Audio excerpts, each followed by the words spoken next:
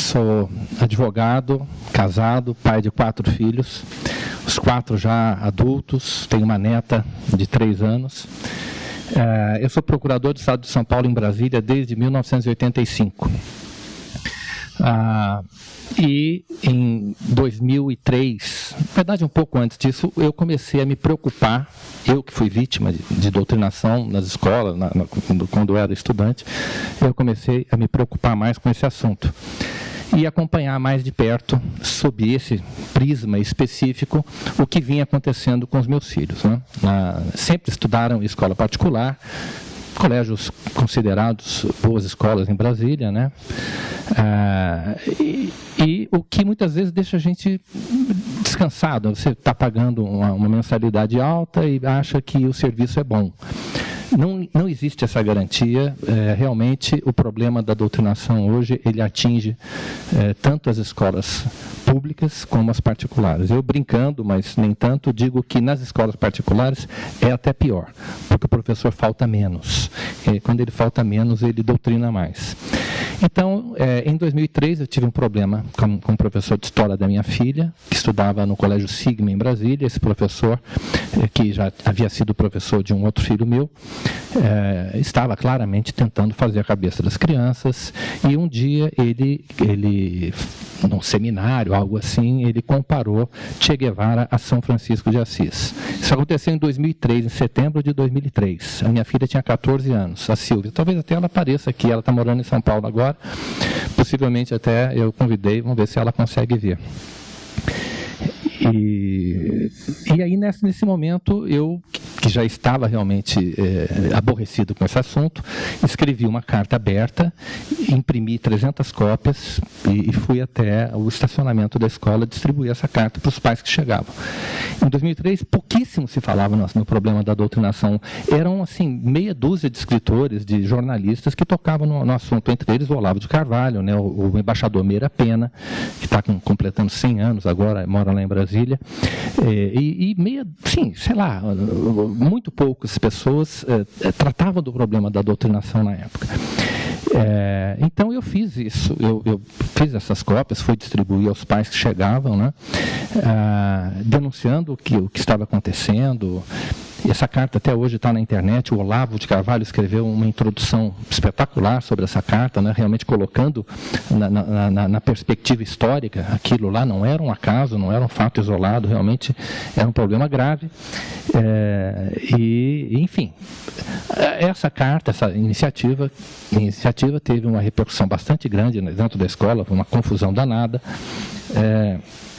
Os alunos do professor de história, que denunciado, né, ficaram solidários ao professor, uma reação típica da síndrome de Estocolmo, né, quando a vítima de um sequestro fica ao lado do sequestrador, né, e depois eu observei que isso é uma constante. De fato, isso é um assunto que a psicologia deveria estudar, a questão da síndrome de Estocolmo em relação às vítimas da doutrinação política e ideológica nas escolas. Enfim, o que mais me chocou, eu recebi muitas cartas, mensagens na época de estudantes me xingando de todos os nomes que vocês podem imaginar. Eu aprendi alguns palavrões naquela ocasião. Nenhum pai me ligou, nenhum pai entrou em contato comigo. Foi realmente uma coisa que me chocou muito. Tudo bem, a gente sabe que no Brasil a pessoa sempre espera que o outro faça, né? Não, eu não vou ligar porque alguém já deve ter ligado para esse cara para perguntar e tal. Ninguém ligou. Aquele colégio tem 3 mil alunos, 1.500 ou 3 mil alunos, está me falhando agora a memória. E a partir daquele momento, no ano seguinte, em 2004, eu criei uma página na internet chamada Escola Sem Partido, para recolher provas a respeito do problema da doutrinação. Por que isso era necessário? Era tão necessário na época, e hoje, graças a Deus, muito, eu acredito, em razão do trabalho que foi feito pela Escola Sem Partido, porque não dá para provar a doutrinação. A doutrinação acontece entre 4 paredes, né? Esses crimes não só contra os estudantes, né, mas contra as famílias e contra a democracia, eles acontecem entre 4 paredes, no segredo da sala de aula.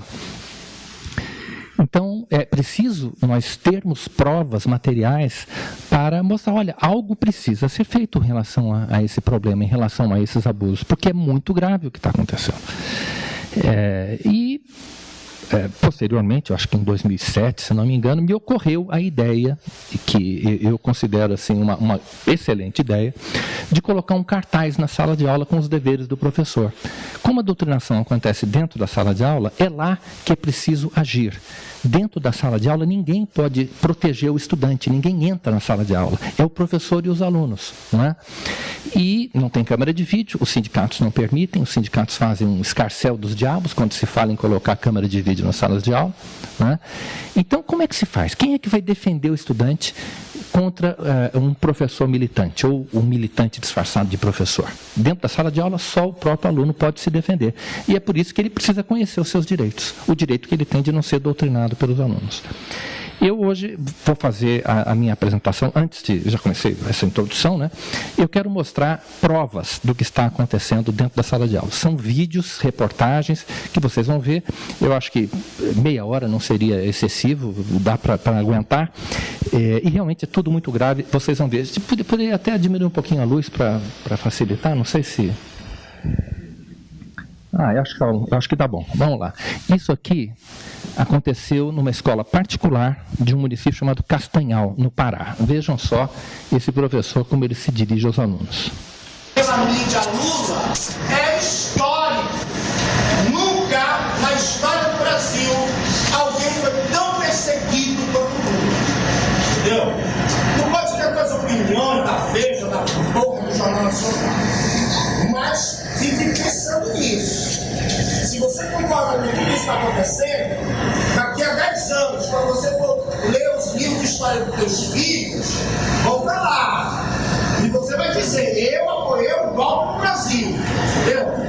Então tu tem que pensar muito bem no que está acontecendo. Esquece esse papo de corrupção. Isso é só propaganda para o otário cair. Entendeu?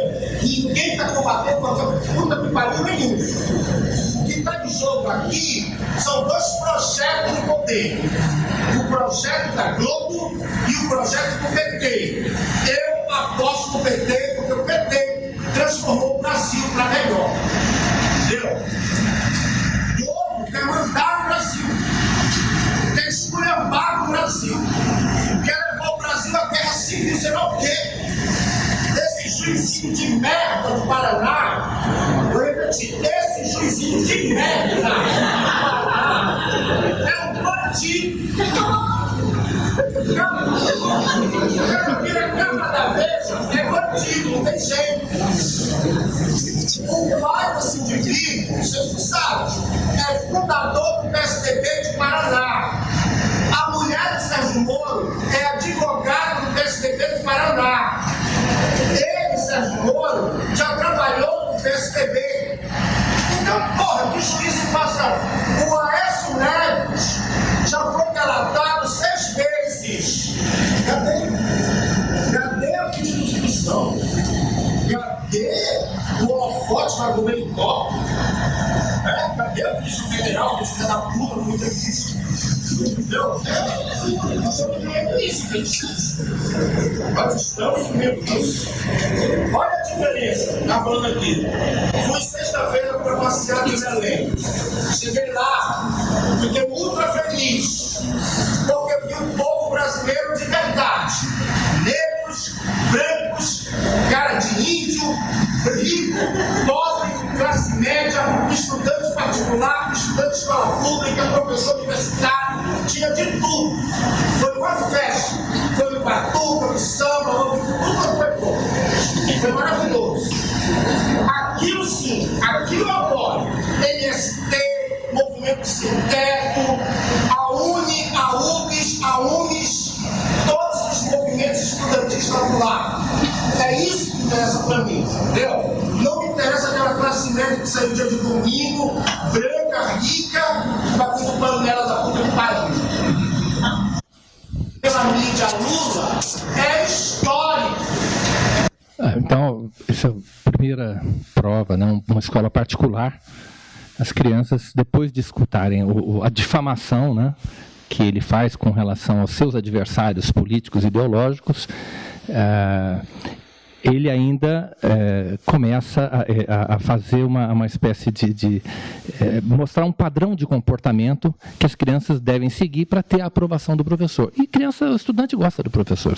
Os estudantes, em geral, os alunos, têm respeito pelo professor, têm uma certa fascinação pelos seus professores. Então, muitos deles acabam sentindo vergonha dos seus pais que foram lá bater panela, por exemplo. Não é? É por isso que a gente não viu estudante aqui nas manifestações pelo impeachment. De acordo com a Folha de São Paulo, 4% só das pessoas que foram à Paulista no dia 13 de março tinham menos de 20 anos. Né? Cadê os estudantes? Por que os estudantes não participaram? Porque eles são reféns de professores como este.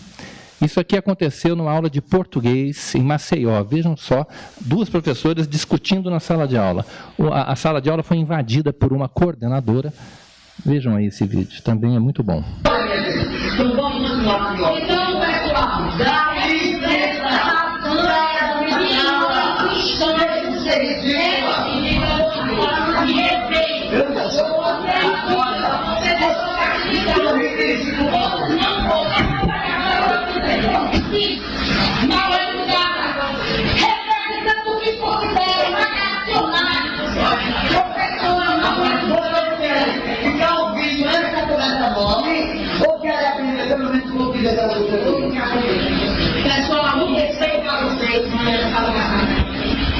a professora de português querendo ensinar e a outra militante entrou na sala, interrompeu e aí houve esse bate-boca.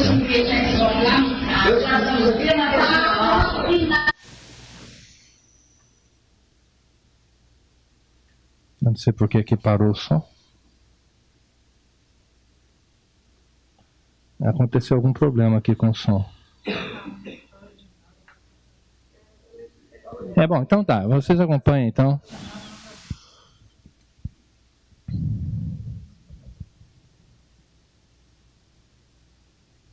Grandes aulas da professora Beatriz.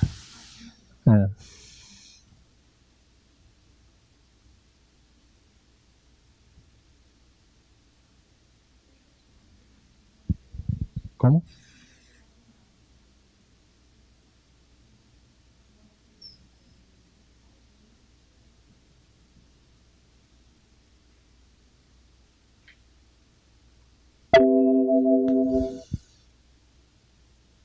Aí tem uma hora que ela diz assim, diz assim, olha, português vocês aprendem em qualquer hora.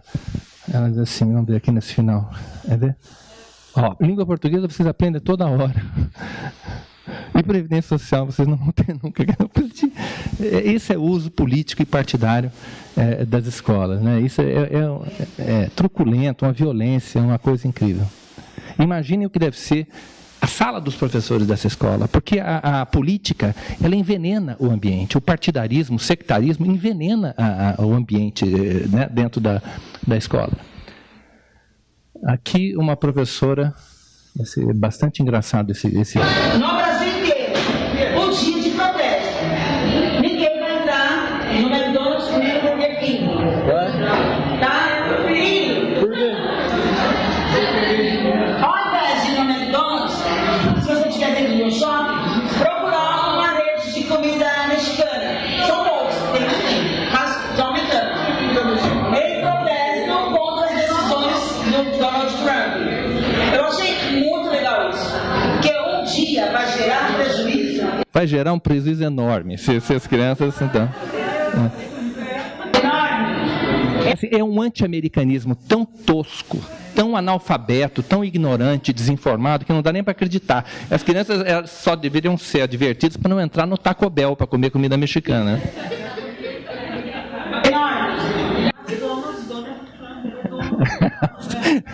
E no... Só em São Paulo.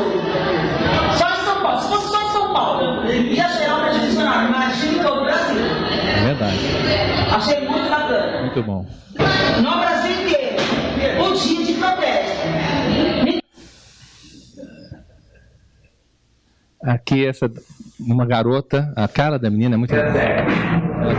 Da mesma maneira que aconteceu em 37, a classe a trabalhadora, no caso vocês, estão completamente alijados e alienados do que aconteceu.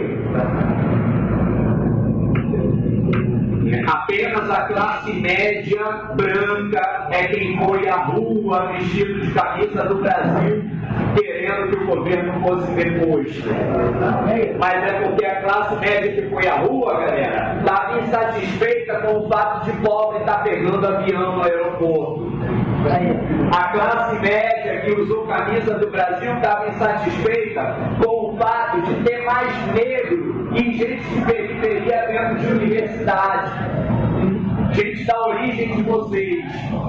A classe média que foi à rua vestida de verde e amarelo estava insatisfeita porque pobre estava financiando o carro.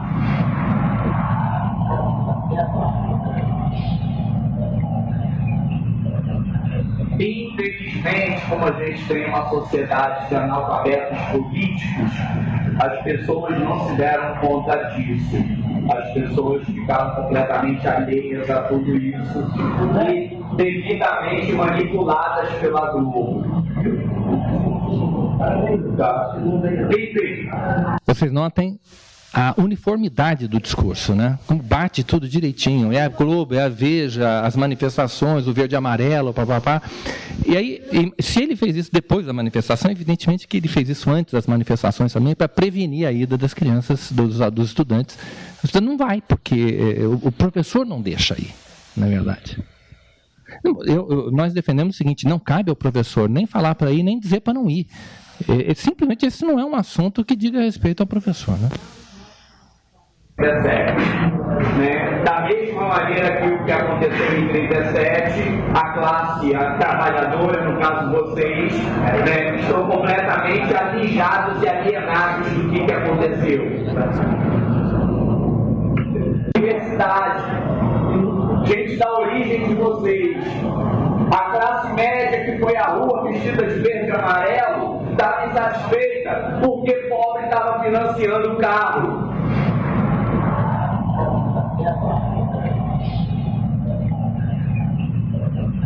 Vocês notam uma coisa: essa menina não pode sair da sala.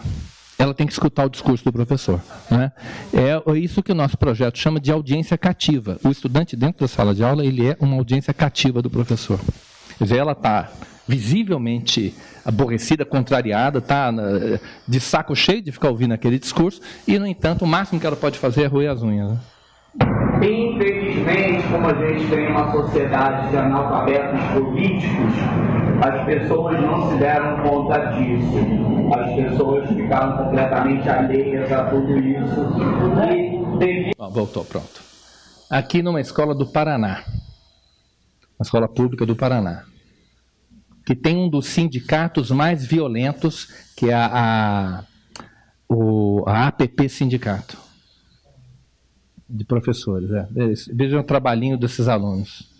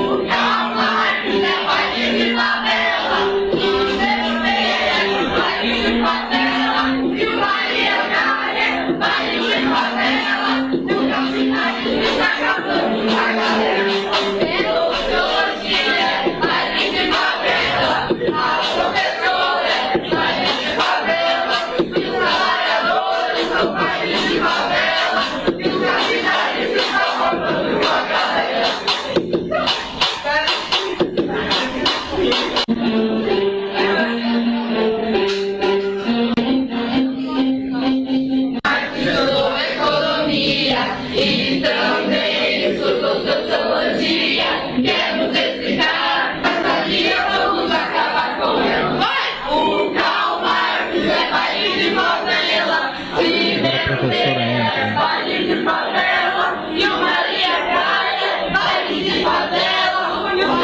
É, professor.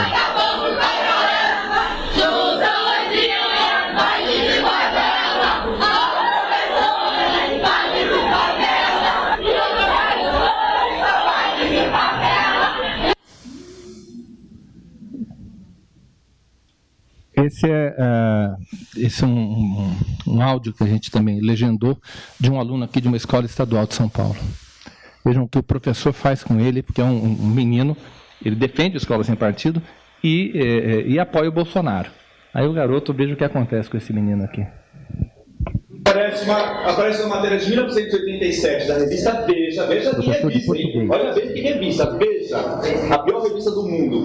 Dizendo, contando que o Bolsonaro naquela época tinha planos, foi de explodir um monte de coisa lá no exército do Rio de Janeiro para provocar reações para ganharem aumento. Ou seja, quem é o terrorista aí? Está na revista Veja, eu trago para você se você quiser. Bolsonaro tinha 35 anos na época, 30 e poucos anos na época, aparece lá a fotinho daquele canalha, bonitinho lá, jovenzinho, provocando coisa, e aí ele foi absolvido pelo tal de Leônidas, que era sei lá o que do exército. Então, todo mundo tem uma posição, você tem a sua. Eu tenho o meu partido, que é a minha posição política. Eu nunca vou te convencer, Gabriel, de você não ser do jeito que você é, nunca. Adianta alguma coisa falar? Mas o seu... Eu estou doutrinando você nunca, porque você não vai ter resultado nenhum. Então isso não é doutrinação.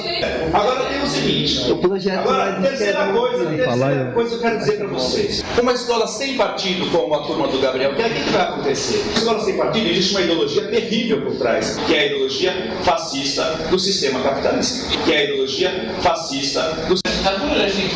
Mas é a ditadura que eles querem, eles defendem a ditadura, mano. Bolsonaro defende a ditadura, entende isso? O que é a ditadura? Quantas vozes você ouve na ditadura? Uma única voz. Escola sem partido, o professor vai ouvir uma única voz, que é a voz de quem? Da ditadura. Vai, Gabriel, sua vez. O professor ainda joga os colegas contra o Gabriel, né? Ostraciza o garoto, deixa o menino numa posição...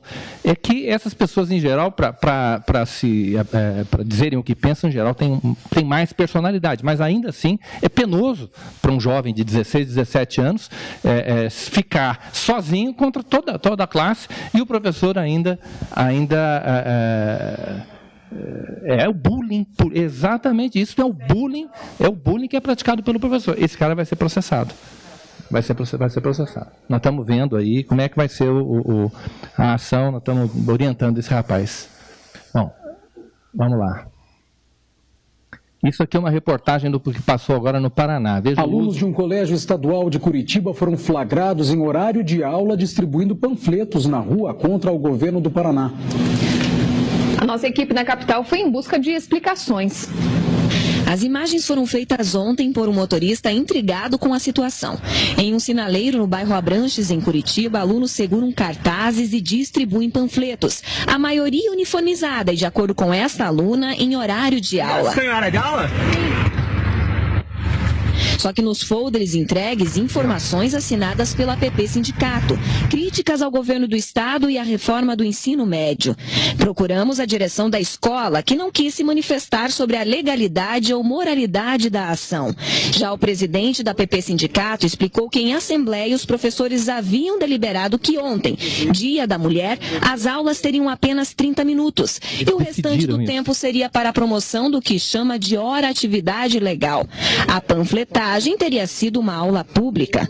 E os estudantes, os jovens, estão entendendo que eles precisam fazer a luta, porque tem legislação que, se aprovada, vai impactar diretamente na vida deles, como é a do ensino médio, que nós queremos revogar, e outras medidas que vai impactar no mundo do trabalho e dos direitos. Então, é um período de muita luta, né, e a gente saúda aí o esforço da juventude que tem vindo à luta também, junto com os seus professores. Não vê nada de errado nisso? Não, fazer a luta nunca foi crime. Fazer a luta nunca foi crime. Eles usam as crianças, o sindicato sobretudo, como massa de manobra. Né? E a voz de um professor pesa muito para um aluno. Então, o professor, o mero convite, a mera sugestão, né, de que um aluno faça alguma coisa, ilegal, completamente ilegal. Agora, pergunte se o Ministério Público fez alguma coisa. Porque isso caberia ao Ministério Público, apurar as responsabilidades, né? Mas nada aconteceu no Paraná, pelo menos até onde a gente sabe. Ele viu, ele tem conhecimento desse vídeo. Vamos passar para frente aqui, vamos lá. A Secretaria Estadual de Educação respondeu por meio de nota. Disse que a ouvidoria recebeu denúncia sobre o caso, que será investigado em parceria com o Núcleo Regional de Educação de Curitiba. A assessoria de comunicação adiantou que será preciso saber se os pais autorizaram os alunos a estarem fora da sala de aula e ainda conhecer o real teor dos panfletos distribuídos. Só depois disso será possível julgar pela legalidade ou ilegalidade do ato. De Curitiba, Kátia Sen. Paulo Martins. Pode ser que depois do tempo acabe ficando curto para a gente apresentar o resto. Isso aqui aconteceu numa escola de Contagem em Minas. Em Contagem, na região metropolitana de Belo Horizonte, um trabalho escolar causou indignação aos pais de alunos de uma escola pública. A lição era sobre sexo. Um dever de casa com um assunto delicado e 27 perguntas pra lá de embaraçosas. O que é sexo oral? Como 2 homens fazem sexo? O que é sexo anal? Se qualquer adulto já ficaria constrangido, imagine as 30 crianças desta escola municipal que têm entre 10 e 12 anos. Assim que souberam, os pais se reuniram para cobrar explicações do colégio. Eu, como mãe, eu fiquei horrorizada. Eu falei assim, gente, isso não é normal, não. Tipo assim, na escola, a gente acha que eles estão seguros, estão aprendendo coisas boas, mas de repente a gente se depara com um absurdo, uma coisa dessa. A professora que elaborou o dever de casa não quis gravar a entrevista. Já a pedagoga da escola alegou que o tema sexualidade foi escolhido pelos próprios alunos para ser discutido na tarefa e que, acredite, não tem nada demais nas perguntas. São os preconceitos, já estão arraigados na cultura, questões que as crianças trouxeram, a família ainda não dá conta de trabalhar. Alguns pais já decidiram, vão tomar uma atitude radical. Vou tirá-la da escola, ou do contrário, que eles me tiram a professora e a pedagoga.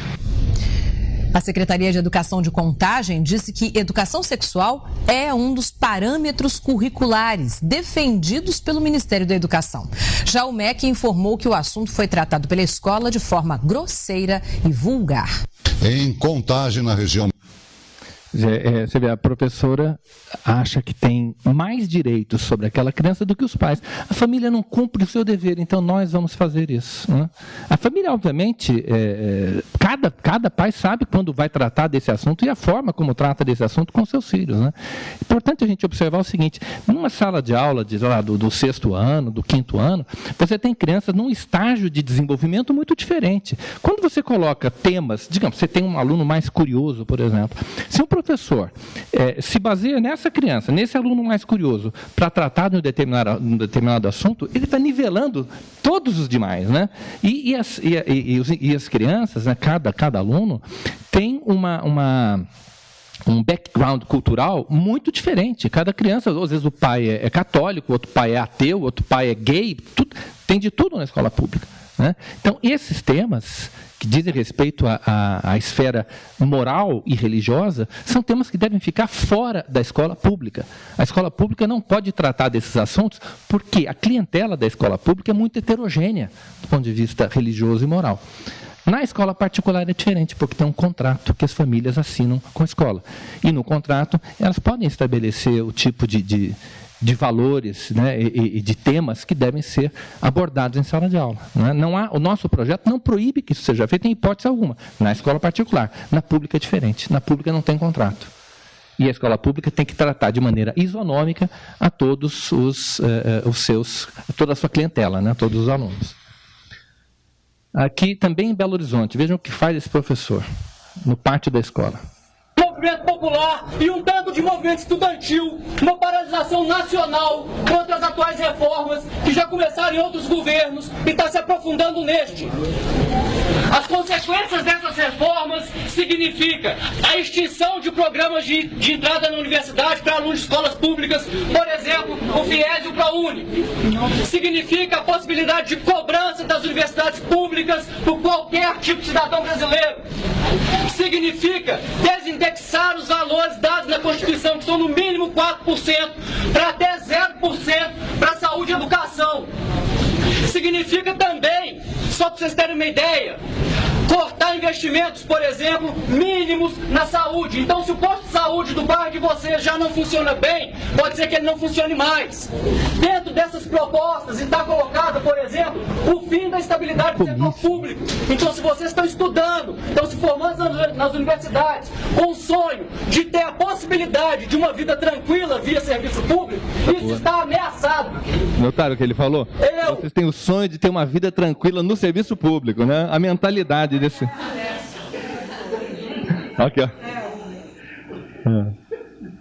Ameaçado.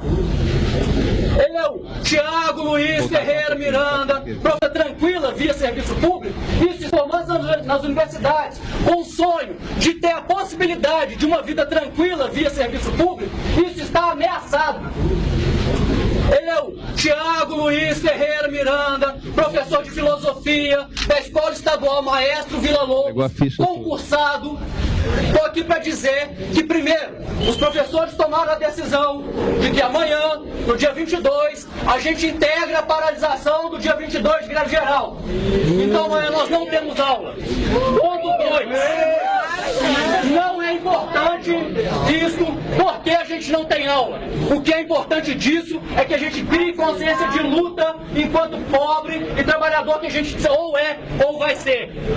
Ponto 2. O professor de filosofia não pode pegar nenhum de vocês pelo braço agora e levar para qualquer tipo de manifestação. Mas ele pode chamar a consciência política e cidadã de cada um de vocês. Os companheiros de vocês, porque são alunos do ensino médio, no Chile, estão nas ruas lutando por uma educação de qualidade e têm a mesma idade e a mesma posição social de cada um de vocês. É a obrigação de vocês defender o direito de vocês, porque se vocês não defendem, ninguém vai defender. A minha proposta, como sugestão, é de que amanhã, às 9 horas da manhã, na Praça da Estação, há uma manifestação, e a última que eu fui, eram mais de 60 mil pessoas, e não teve confusão alguma, de que vocês, uniformizados, para mostrar não só a força da juventude, mas dos alunos secundaristas, possam ir para a manifestação, sim, e eu estou falando isso de frente para a câmera, para qualquer tipo de rede social, porque o meu trabalho é político, sim, e sem política, a gente não constrói um mundo melhor.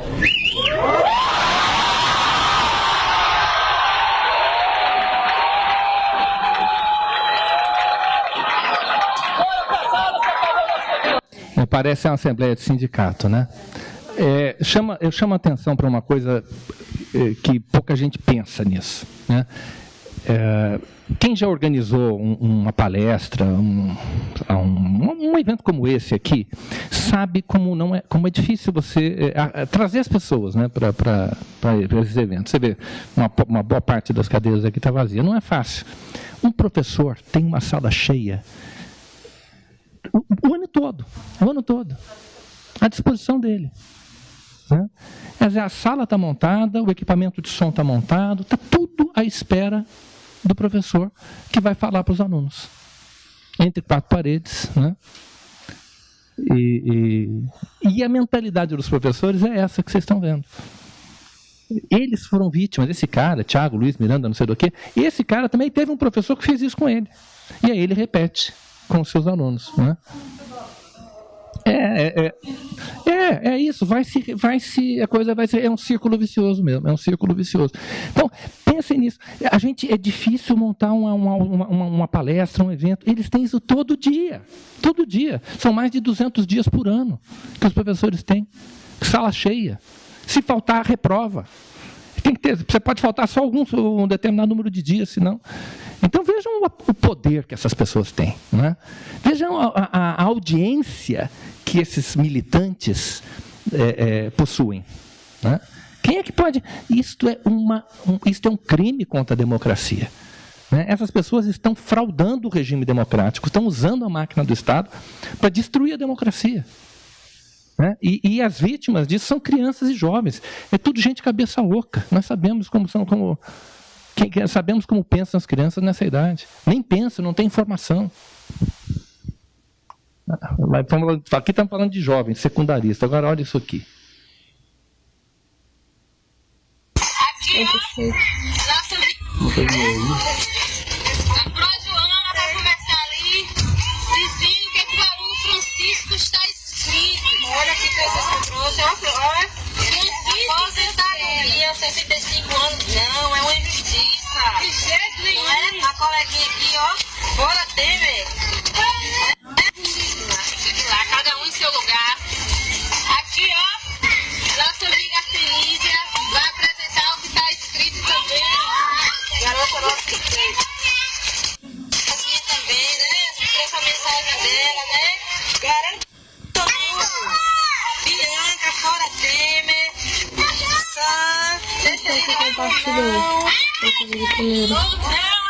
Fola Temer, Fola Temer.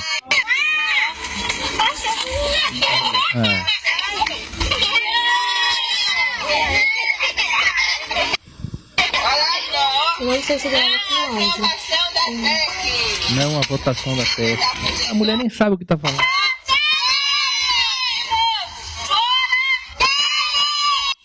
Pois é, Pro, são esses alunos. Gente, isso começa na educação infantil e não para. Segue até a universidade. É mais hard, claro. E esses professores estão convencidos. Paulo Freire convenceu as pessoas de que eles estão lutando por um mundo mais justo, de que eles estão transformando a educação transformadora. Essa é a educação transformadora que nós estamos tendo. Isto acontece no país inteiro, não é exagero. Vocês podem acompanhem esse assunto, para vocês terem uma ideia da dimensão do problema da doutrinação, do uso político e partidário do sistema educacional. É uma coisa que atingiu, eu acho que nenhum lugar do mundo, nós sabemos que isso existe em outros países também, não tem, mas que nem o Brasil não existe, gente. É uma coisa assim, completamente fora do comum. Aqui, agora isso foi numa cidade do Rio de Janeiro, não me lembro o nome da cidade agora. Agora isso aqui foi em Natal. Toda criança tem direito a vida. Cuidado para não vomitar por causa da musiquinha. Mas olha só. O projeto que vai tirar os direitos educacionais. Somos alunos, mas também brasileiros. Queremos direitos. Será que você pode me explicar? Uma palavra mais difícil.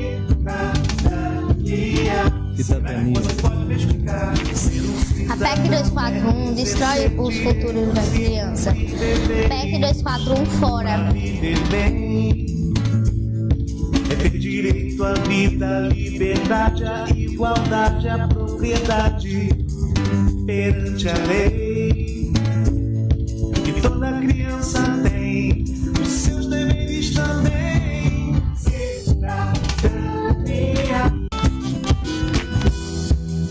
Mas não pense que é só ter direito. Aqui também numa escola de Belo Horizonte.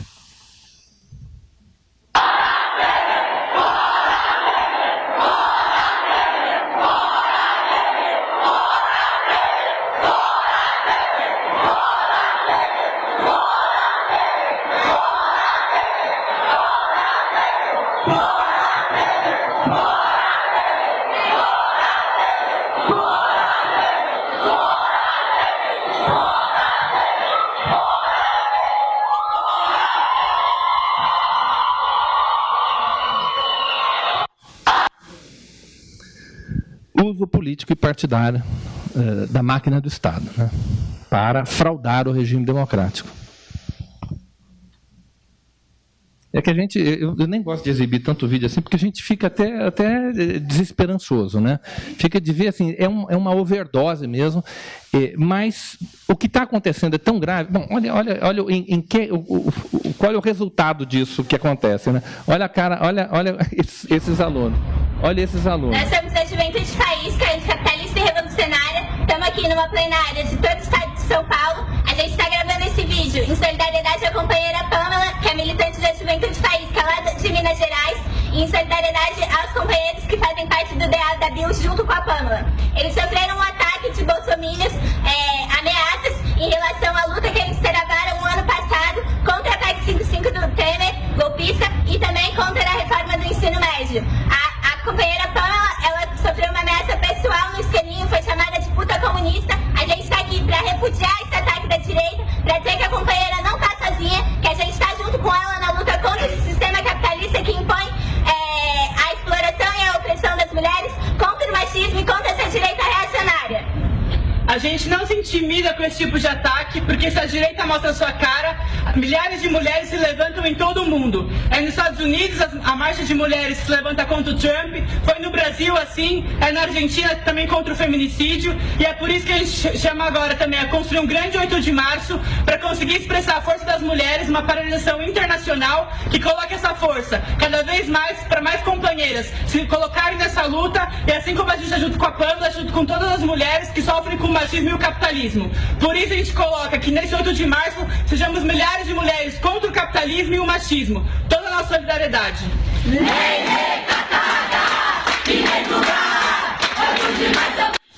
Isso aí é o fruto da doutrinação. Isso agora. Isso é. A carinha dos alunos, quer dizer, daquilo que a gente viu naquele último vídeo, vai virando isso. Vai virando isso aí. Aqui, agora, uma coisa que talvez alguns de vocês tenham participado aí dessa luta contra a aprovação da ideologia de gênero nos planos municipais de educação e tal, né? E agora vem a BNCC, todo esse debate, tem gênero, não tem gênero e tal.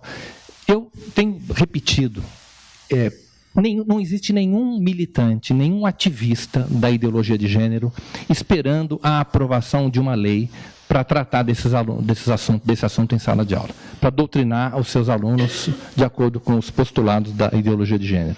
Então, de certo modo, é uma discussão absolutamente ociosa, saber se vai estar no plano municipal, se não vai estar, se vai estar na BNCC, não interessa, isso está na sala de aula. E é preciso impedir que isso aconteça dentro da sala de aula.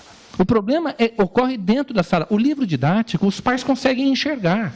E aí o pai, tá certo que pouca gente faz isso, mas o pai pode chegar e rasgar a folha e conversar com o filho, enfim. O problema é a sala de aula. Então vejam o que essa professora está dizendo aqui. Isso devia, os pais... do gênero na educação é uma coisa que é muito difícil de ser trabalhada nas escolas. Eu trabalho na educação infantil e, para quem não sabe como, eu quero que me procure, porque eu tenho feito um projeto sobre questão de gênero com os meus alunos de 5 anos, e nós estamos trabalhando com as coisas simples que eles trazem de casa, que são os papéis, né, masculino e feminino, que eles têm nas casas dele. Então, na verdade, o que eu queria deixar de recado aqui é que a questão de gênero está sendo trabalhada nas escolas. Está sendo trabalhada nas escolas. São poucas pessoas que querem falar sobre isso, mas aquelas que querem estão fazendo com muita dedicação. Se a palavra gênero não estiver no plano, isso não vai sair das escolas.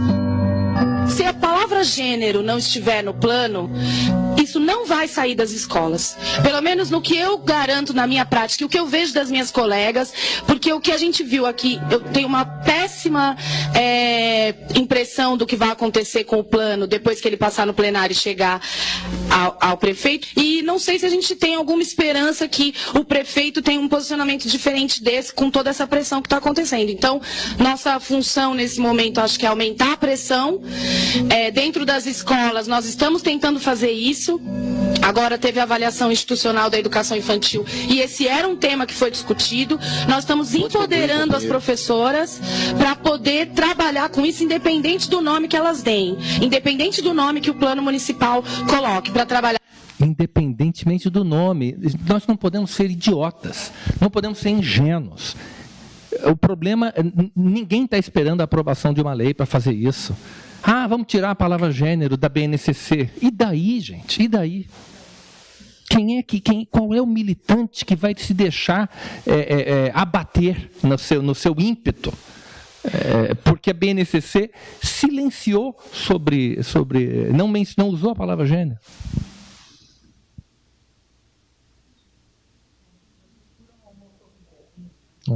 Agora, olha que legal, a dona Marinês. Dona Marinês é uma suburbana do Rio de Janeiro, eu chamo ela de a Leoa de Braz de Pina. Ela mora num subúrbio chamado Braz de Pina, no Rio de Janeiro, e num evento na Câmara Municipal do Rio, ela ocupou a tribuna e deu um show. A dona Marinês deu um show. Olha que coisa bacana que ela fez. E respeitem os seus pares, respeitem os seus coleguinhas, sejam eles meninos ou meninas. Então, o que nós queremos é que as famílias sejam respeitadas. Como já disseram aqui outras amigas, tudo bem se a sua família for composta de 2 pais, de 2 mães, mas não discriminem as famílias que são compostas de pai, mãe e filhos e filhas. Não nos respeitem, para que nós também possamos respeitar vocês. A minha filha entrou no colégio Pedro II e com 15 dias de escola Pedro II, a minha filha me perguntou: mamãe, você é homofóbica? Mamãe, eu acho que eu não tenho mais religião. E aí, não foi para isso que eu coloquei a minha filha na escola. Não foi para isso. Eu não coloquei a minha filha na escola para ser doutrinada. Eu coloquei a minha filha na escola para ser ensinada, para respeitar os professores, para respeitar os demais colegas. Eu sou branca, mas eu tenho uma filha loura e tenho uma filha negra. E aí, todas elas são respeitadas. Aonde eu nasci, as crianças brincavam, meninos e meninas, sempre juntas. E todo mundo sempre se respeitou. Essa palhaçada de ideologia de gênero é uma coisa que estão querendo criar para desvirtuar as nossas crianças do ensino verdadeiro, de aprender matemática, de aprender lógica, filosofia, de aprender sociologia e aprender a respeitar. Então, não a ideologia de gênero da forma como está sendo conduzida. Não a ideologia de gênero da forma. E eu não sou fascista, eu sou família, porque eu respeito quem é fascista e quem é família. Eu sou brasileira e eu quero respeito ao meu país e à minha bandeira. A minha bandeira é verde, amarela, azul e branca e jamais será vermelha. Fantástica, dona Marinês. Ela realmente é extraordinária, extraordinária. Uma coisa linda, enche a gente. Agora, olha o perfil dessa mulher. Gente, é um negócio assim, lindo. Olha o perfil dessa mulher. Essa é Marinês, mãe de aluna do Colégio Pedro II, mitando na audiência pública do plano, deve ser PME, né, Plano Municipal de Educação, na Câmara Municipal do Rio de Janeiro, 4 de abril agora. Carioca do subúrbio do Rio, católica e devota de Nossa Senhora. Secretária administradora, com 35 anos de profissão, por conta da crise, faxineira, passadeira, pipoqueira. Extremamente preocupada com a situação do colégio, onde alguns professores mais se preocupam em doutrinar os alunos do que ensinar português e matemática. Gente, faxineira, passadeira e pipoqueira. E olha o que essa mulher está fazendo.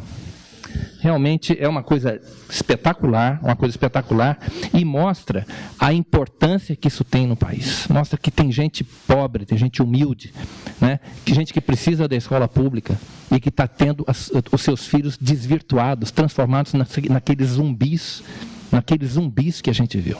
Né? Eles estão querendo destruir a família, destruir a relação dos filhos com seus pais. Isso é gravíssimo, está acontecendo na escola pública e também na escola particular.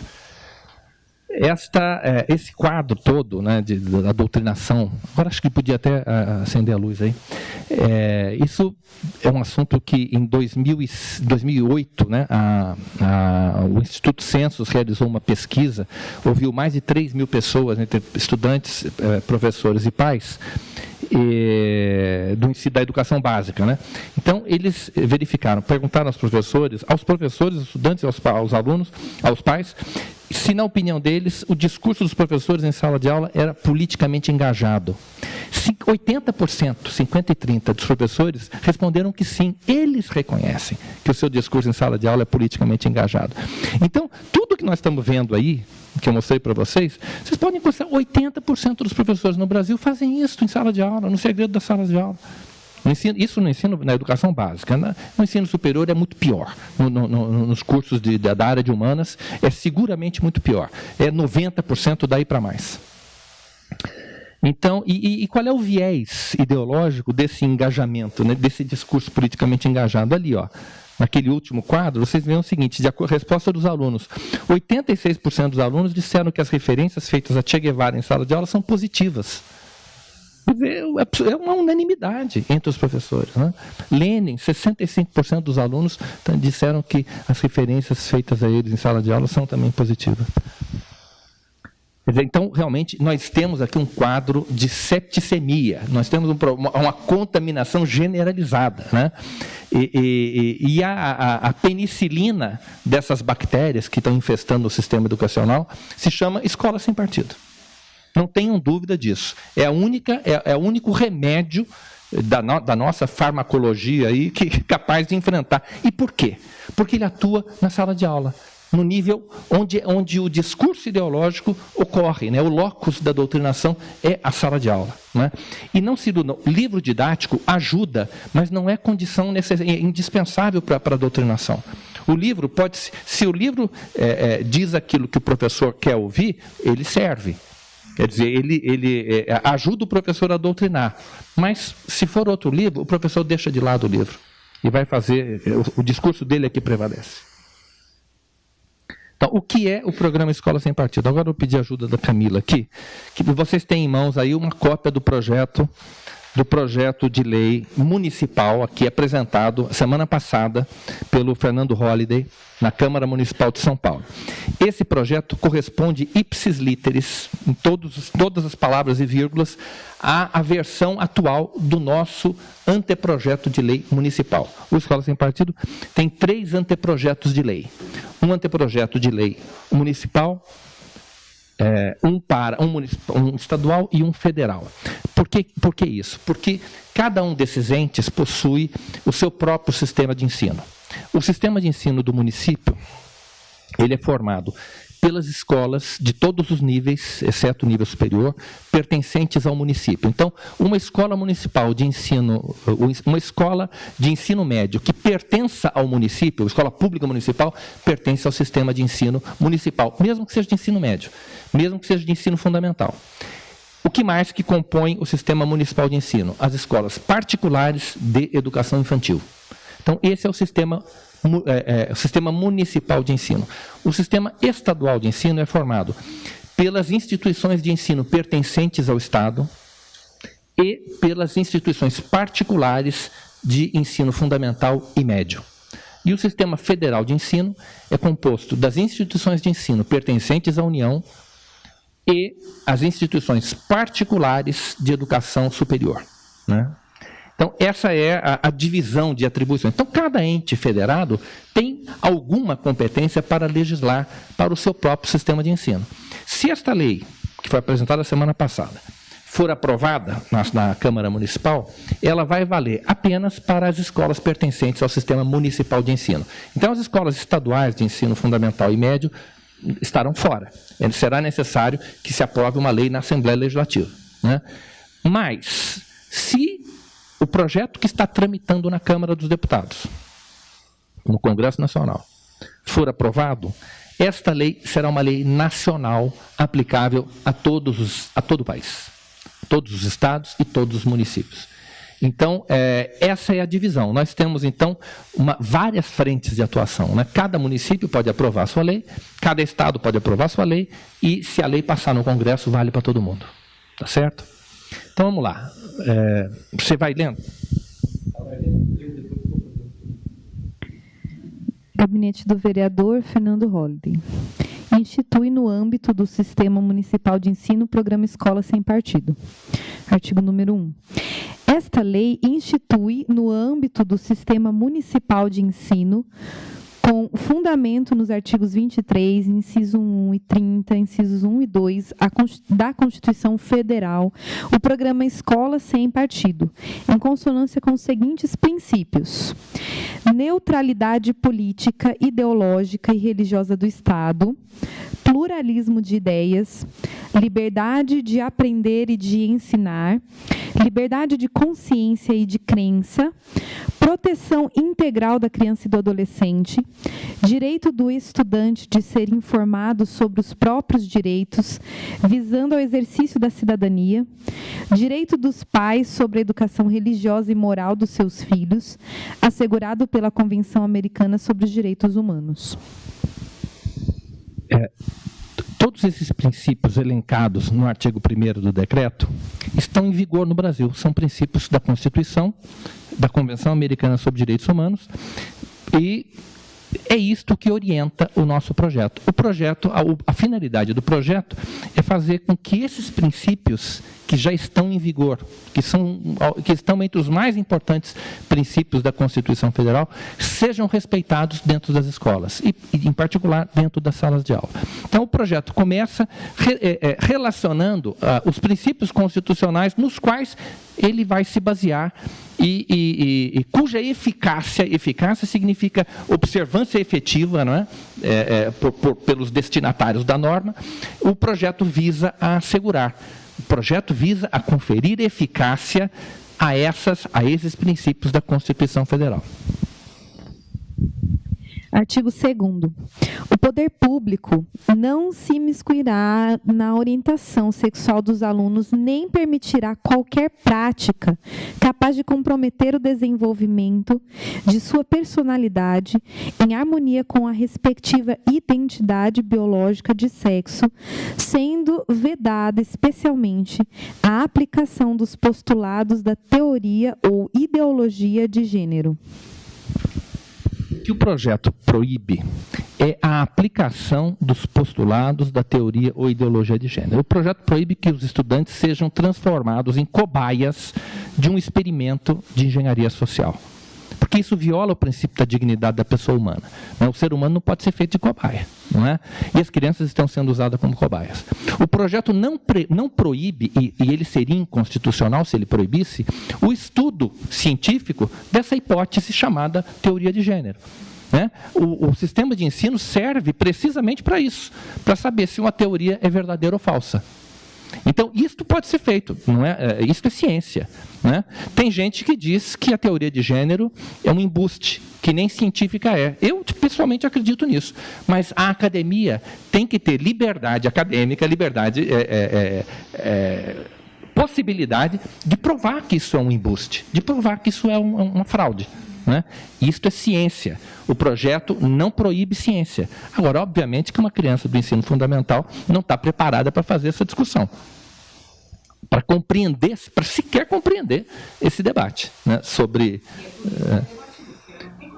É por isso que é impingido.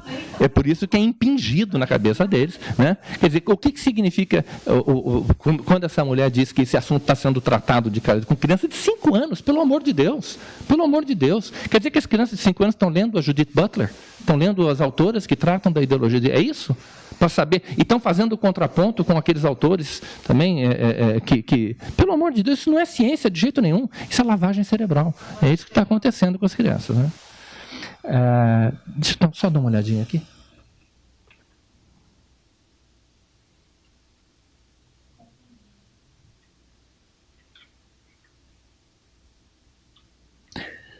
Então, aqui nós temos, diferente de de não mencionar a palavra gênero num plano municipal de educação, aqui nós temos uma proibição real, uma proibição que diz: o poder público não se imiscuirá na orientação sexual e nem permitirá qualquer... Ou seja, o poder público, numa situação com uma norma dessa em vigor, o município não vai poder patrocinar um curso, por exemplo, para ensinar professores, capacitar professores para falar de ideologia de gênero na educação infantil. Não é verdade? Não, certamente não, certamente não. Mas eu digo o seguinte, com essa norma, um ato do poder público com esse objetivo seria declarado ilegal. E aí o gestor público, aquela pessoa que assinou lá, pode sofrer um processo.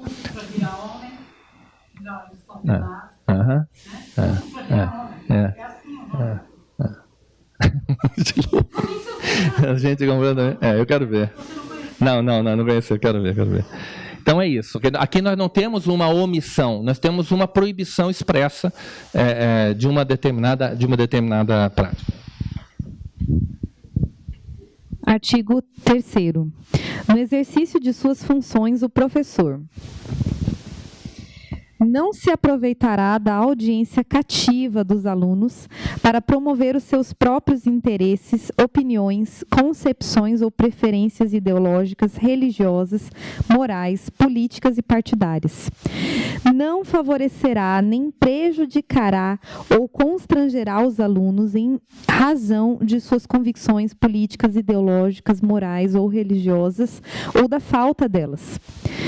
Não fará propaganda político-partidária em sala de aula, nem incitará seus alunos a participar de manifestações, atos públicos e passeatas. Ao tratar de questões políticas, socioculturais e econômicas, apresentará aos alunos de forma justa as principais versões, teorias, opiniões e perspectivas concorrentes a respeito.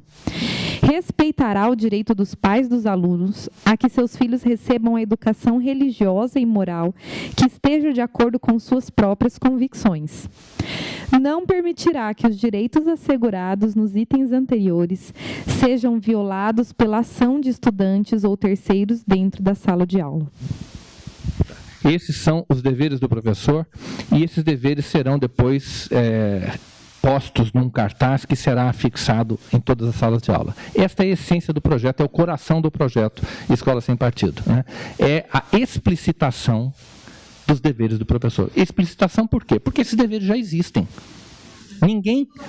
Ninguém contesta a existência desses deveres. Eles decorrem da Constituição Federal, né? De que princípios da Constituição? Pluralismo de ideias, liberdade de consciência e de crença, neutralidade política e ideológica do Estado, liberdade de aprender, né? Estado laico, exatamente.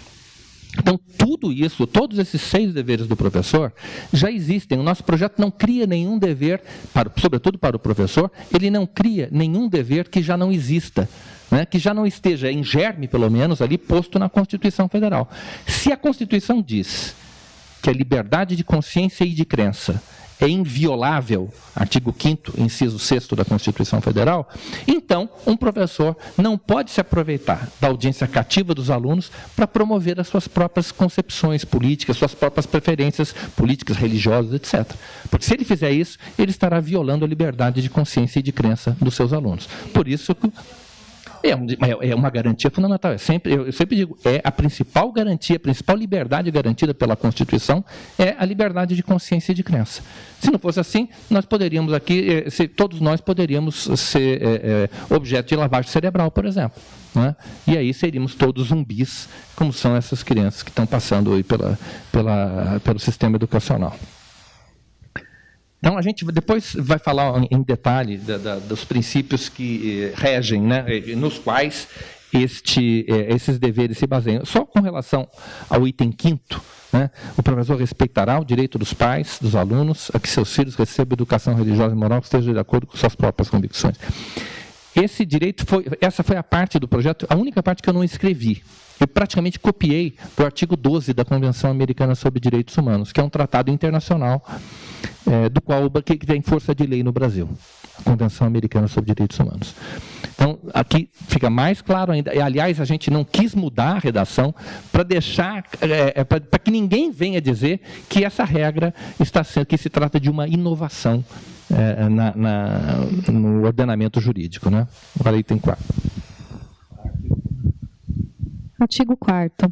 As instituições de educação básica afixarão nas salas de aula e nas salas dos professores cartazes com o conteúdo previsto no anexo desta lei, com no mínimo 90 centímetros de altura por 70 centímetros de largura e fonte com tamanho compatível com as dimensões adotadas. Isso aqui é direito à informação, né? Um dos princípios do projeto, que está no artigo 1º, diz lá no inciso 6º, né? Direito do estudante de ser informado sobre os próprios direitos. Se você não sabe que tem um direito, você não vai exercer esse direito. não é? Você vai ser passado para trás. Então, a essência do projeto é informação, é cidadania. Sempre falo, o projeto conhecer os próprios direitos é uma questão de cidadania. E é isso que nós estamos fazendo, para os alunos, que eles conheçam os seus direitos dentro da sala de aula. E é importante que isso fique num cartaz, porque não adianta a gente botar uma Constituição na mão de cada criança, de cada jovem. Eles não saberão extrair da Constituição este conteúdo, que se refere especificamente à sala de aula. Então, é bom que isso fique no horizonte visual do aluno.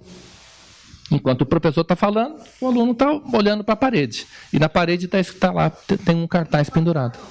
E que os pais certamente, e que os pais também fiquem sabendo. Agora, isso já está acontecendo, né? Todo esse debate está fazendo com que os pais tomem consciência da existência desses deveres, né? Que nada mais são do que os limites éticos e jurídicos da atividade docente. Toda profissão tem limites. O professor também tem limites, né?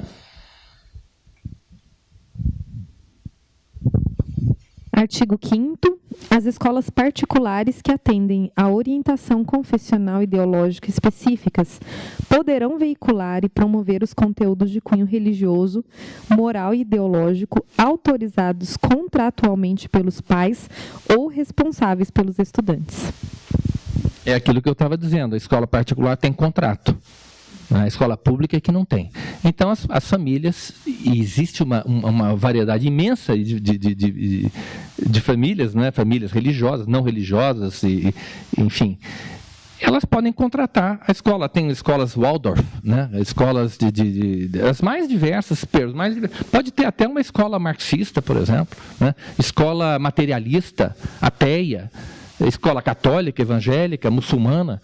Se tiver no contrato, está liberado, né? As famílias têm liberdade de educar os seus filhos como elas bem entendem. Por isso é que também é injusta a acusação que muitas vezes se faz de que o projeto Escolas em Partido é um projeto moralista. Não é em hipótese alguma. Não é moralista em hipótese alguma. Porque ele não diz como as crianças devem ser educadas, né? Cada família que diz, é que decide como quer educar os seus filhos. Né? Tem uma frase, que eu não me lembro quem foi que cunhou essa frase, mas eu acho que ela traduz muito a essência do projeto com relação ao direito das famílias, que é: meus filhos, minhas regras. Né? Os pais é que sabem como os seus filhos devem ser educados. Há limites? É claro que há, né? Os pais não podem transformar os seus filhos em bestas humanas, mas dentro de certos parâmetros e limites, eles têm total liberdade, total autonomia para conduzir a educação dos seus filhos. Exatamente, de se opor a isso, né? Aí vem o artigo 6º, essa lei entra em vigor na data, no prazo de 60 dias após sua publicação. E anexo ao projeto está o cartaz com os deveres do professor, que são aqueles que a gente viu que estão no artigo 3º da lei, né? Agora vamos lá, algumas objeções que muitas vezes são feitas, né, ao projeto, né? Por que a lei é necessária? Para isso, para romper o círculo vicioso da doutrinação. O aluno começa a ser doutrinado ali na educação infantil, né? Depois ele passa o ensino fundamental e médio sendo doutrinado, aí ele vai para a universidade, continua o massacre, aí o que acontece? Esse aluno, esse cara que se formou, vai ser professor no ensino fundamental, vai ser professor, e volta repetindo as mesmas coisas que aconteceram com ele, fazendo dos seus alunos vítimas da doutrinação, assim como ele foi, sem saber, né? Porque o cara, quando está com a mente cheia ele não sequer percebe que ele não se reconhece como vítima de doutrinação, né? É um zumbi, é uma pessoa que está hipnotizada e que realmente não sabe, não se reconhece como vítima. Então, o cartaz, o projeto Escola Sem Partido, ele rompe, ele interrompe, ele entra aqui, bom, agora, a partir de agora, o aluno vai saber que tem direito de não ser doutrinado. Ele vai olhar para o seu professor com outros olhos. Ele vai desconfiar do professor. E é fundamental isso, o aluno tem que ter desconfiança do professor, né? Tem que ter visão crítica em relação ao professor. Ele não pode ter visão crítica em relação aos pais em casa, porque, afinal de contas, quem sustenta, quem paga a conta, quem educa é o pai, né? Agora, o que está acontecendo é o contrário. Você vê que a dona Inês, dona Maria Inês, chegou, a filha dela, em 15 dias de aula, 2 semanas de aula, chegou em casa, mamãe, você é homofóbica? Ele já está julgando a mãe, com base num critério que ela absorveu dentro da escola, que foi passado a ela dentro da escola. Algumas objeções à proposta, né? A lei não criaria uma espécie de censura ao professor? Explicação jurídica dessa objeção. Censura é cerceamento à liberdade de expressão, né? E é inconstitucional, não pode haver cerceamento à liberdade de expressão no Brasil. Só que professor em sala de aula não tem liberdade de expressão. Liberdade de expressão é o direito de dizer qualquer coisa sobre qualquer assunto. Se o professor tivesse essa liberdade, ele não tinha que dar aula. Ele podia ficar a aula toda falando de qualquer assunto, de futebol, de cinema, de gastronomia. Ele não tem essa liberdade, porque se ele tivesse, não existiria ensino. Não existiria ensino. Então, o nosso projeto seria inconstitucional se o professor tivesse liberdade de expressão, né? Em compensação, não haveria educação, não haveria ensino, e tudo seria um caos. Tudo seria um caos. Além disso, na sala de aula, a presença do estudante é obrigatória. O estudante não pode sair da sala e deixar o professor falando sozinho. Se ele fizer isso, ele vai ser prejudicado, vai ter um prejuízo acadêmico. Então, se o professor pudesse aproveitar da presença cativa, da audiência cativa do aluno, para dizer qualquer coisa sobre qualquer assunto, não é? A liberdade de consciência e de crença do aluno não vai valer nada. Mas simplesmente o aluno vai ficar ali à mercê do professor. Então, um professor católico poderia usar a sua aula, isso na escola pública, digamos, né, para fazer catequese dos alunos. Aí sai esse professor e entra um outro professor marxista que vai usar a sua aula também para destruir a crença dos alunos. Isso seria possível. Isso seria possível. Ninguém poderia dizer que um professor não tem esse direito, se ele tivesse liberdade de expressão. Por isso é que a Constituição garante ao professor a liberdade de ensinar e não a liberdade de expressão. Esses são os limites éticos e jurídicos da atividade docente, né? Liberdade de consciência e de crença dos estudantes, mencionando. Neutralidade política, ideológica e religiosa do Estado, pluralismo de ideias, direito dos pais dos alunos sobre a educação religiosa e moral dos seus filhos, vulnerabilidade do estudante e a liberdade de aprender. Tudo isso limita a liberdade de ensinar do professor. Se liberdade de ensinar fosse a mesma coisa que liberdade de expressão, nenhum desses limites poderia conter a ação de um professor dentro da sala de aula. Quer dizer, a liberdade de consciência e de crença dos alunos não valeria nada. Enfim, o pluralismo de ideias, o professor simplesmente falaria do que bem entendesse, nada prevaleceria, e tudo isso aqui está na Constituição. Outra objeção: o programa impede o professor de falar de política? Não impede, não impede. Está lá no artigo, no item 4º dos deveres do professor. Ao tratar de questões políticas, socioculturais e econômicas, o professor apresentará aos alunos as diversas correntes e tal. Então é falsa essa acusação que se faz ao projeto. Aliás, seria impossível um professor ensinar história se não pudesse falar de política, né? Evidente. O que ele não pode fazer é tentar impor as suas opiniões aos alunos. Então, o professor vai tratar de uma questão controvertida, ele apresenta os dois lados, os mais lados que existem, né? As principais, o projeto fala, as principais versões, opiniões, teorias e tal. Quais são as principais? São aquelas que têm prestígio acadêmico, que têm prestígio dentro da academia. Então, um professor supõe-se, a gente sabe que não é assim, mas supõe-se que o professor conheça a sua disciplina e esteja inteirado dessas correntes, né, a respeito de questões controvertidas. Então, o que um bom professor faz? Ele apresenta, olha, existe essa teoria, esta e mais essa. A minha opinião é que essa aqui é melhor, mas eu reconheço que as outras também têm seu peso, o autor tal defende essa tese, etc, etc. Então, o professor pode até dizer qual é a opinião dele, né? Liberdade isso é liberdade de cátedra. O que ele não pode fazer é tentar impor essa opinião aos alunos.